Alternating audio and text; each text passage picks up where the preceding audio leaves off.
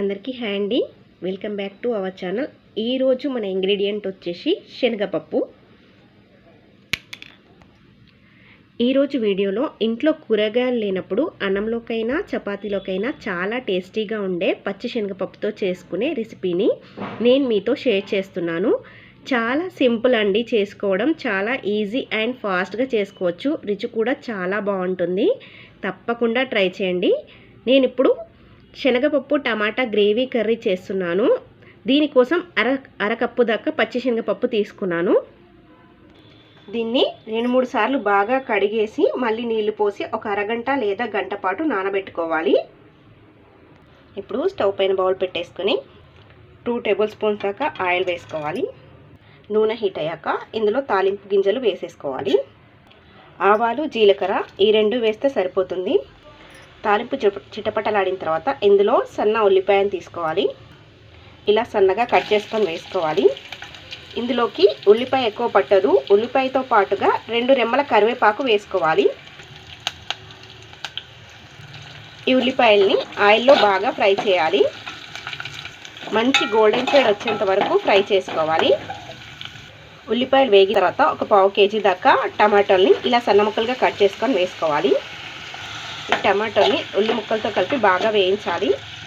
ఇందులోకి 1/2 tea spoon పసుపు, రుచికి సరిపడా ఉప్పు, మీ స్పైసీనెస్కి తగ్గట్టుగా 1 లేదా 1.5 టీ స్పూన్ దాకా కారంని తీసుకోవాలి.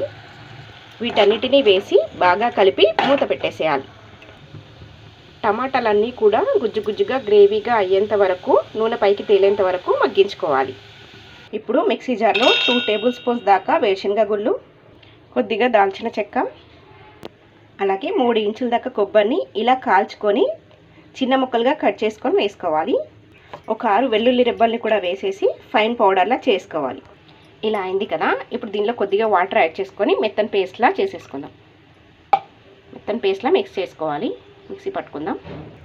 ఇలా రెడీ చేసుకొని పక్కన పెట్టేసి ఇప్పుడు టమాటో ఉడికిందో లేదో చూసిద్దాం. టమాటోలు సాఫ్ట్గా మగ్గిపోయాయి. ఇలా గ్రేవీగా తయారై ఆయిల్ అంతా పైకి తేలిన తర్వాత ఇందులో మనం గ్రైండ్ చేసుకున్న పల్లి కొబ్బరి మసాలాని వేసేయాలి. మసాలా పేస్ట్లో వాడిన ఇంగ్రీడియంట్స్ అన్నీ పచ్చివే కాబట్టి ఇవి వేగడానికి కొంచెం టైం పడుతుంది. సో మధ్యలో గరిటతో కలుపుకుంటూ మూత పెట్టుకొని కాసేపు ఉడకనివ్వాలి. ఈ మసాలా పేస్ట్ని నూనె పైకి తేలేంత వరకు బాగా ఫ్రై చేసుకోవాలి.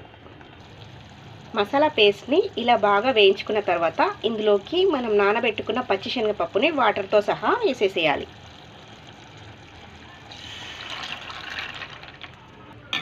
పలుకుగా ఉన్న ఈ శనగపప్పు కొంచెం మెత్తబడి ఉడికేంత వరకు ఉడికించుకోవాలి. అవసరమైతే కొద్దిగా ఎక్స్ట్రా నీళ్ళను కూడా యాడ్ చేసుకొని ఉడికించుకోవాలి. టేస్ట్ చూసి కొంచెం సాల్ట్ని అడ్జస్ట్ చేసుకోవాలి.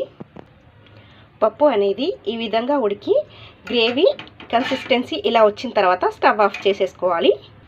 ఫైనల్గా సన్నగా తరుక్కున్న కొత్తిమీరను వేసుకొని సర్వ్ చేసుకుంటే చాలా టేస్టీగా గుమగుమలాడే పచ్చి శనగపప్పు టమాటా గ్రేవీ కర్రీ రెడీ. ఇది మంచి హెల్దీ ప్రోటీన్ రిచ్ కర్రీ అండి. మరి మీరు కూడా ఈ వీడియో చూశాక డెఫినెట్గా ఇంట్లో ట్రై చేయండి. ట్రై చేసి టేస్ట్ చేసిన తర్వాత మీ ఫీడ్బ్యాక్ని నాకు కామెంట్ చేయడం మర్చిపోకండి. వీడియో నచ్చినట్లయితే షేర్ చేయండి. మీ ఫ్రెండ్స్కి, రిలేటివ్స్కి షేర్ చేయండి. మరిన్ని టేస్టీ సింపుల్ రెసిపీస్ కోసం మన ఛానల్ని సబ్స్క్రైబ్ చేసుకోండి.